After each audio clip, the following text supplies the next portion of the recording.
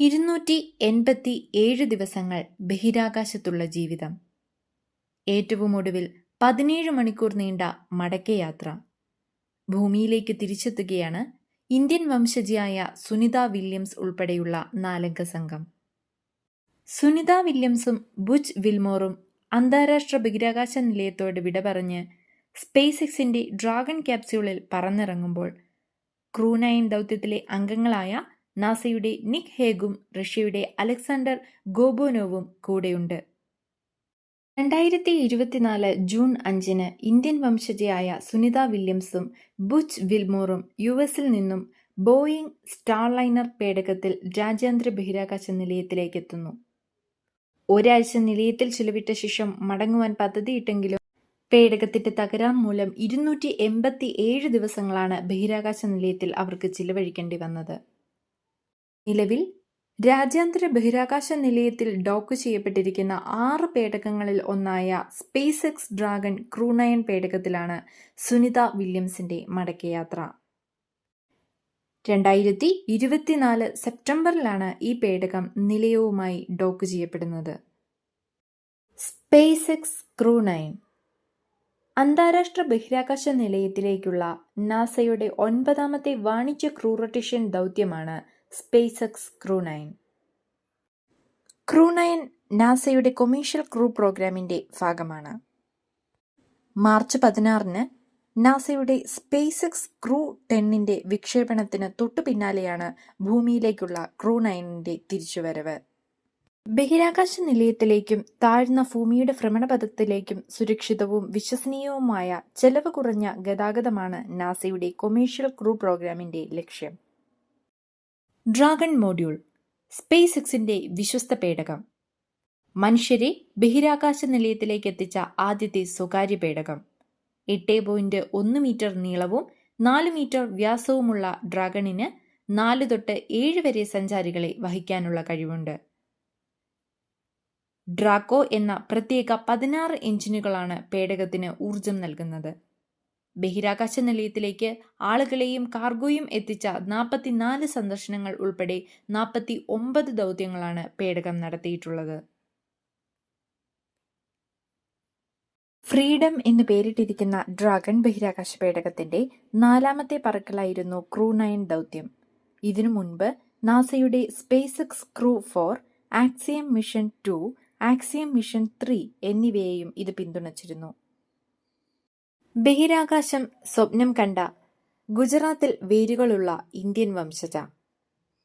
1965 September 19 doctor ദീപകിന്റെയും Boney പാണ്ഡ്യയുടെയും മകളായി ജനനം.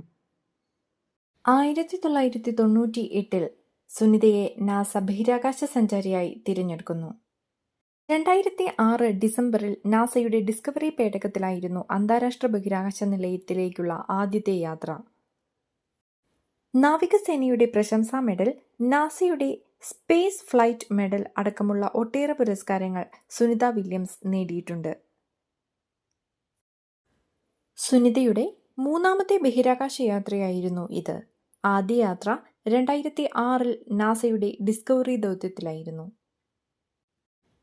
3 യാത്രകളിലായി 608 ദിവസം. ബഹിരാകാശത്ത് ഏറ്റവും കൂടുതൽ തുടർച്ചയായല്ലാതെ താമസിച്ച നാസയുടെ ശാസ്ത്രജ്ഞരിൽ 2ാം സ്ഥാനം എന്ന നേട്ടം ഇതോടുകൂടി സുനിതയ്ക്ക് സ്വന്തം. ഒപ്പം 62 മണിക്കൂറുകളോളം ബഹിരാകാശത്ത് ഏറ്റവും കൂടുതൽ സമയം നടന്ന വനിത എന്ന റെക്കോർഡും നേടി. ദൗത്യത്തിലുടനീളം ക്രൂ 9 നിരവധി ശാസ്ത്ര പരിപാലന പ്രവർത്തനങ്ങൾക്കും സാങ്കേതിക പ്രകടനങ്ങൾക്കും സംഭാവനകൾ നൽകി.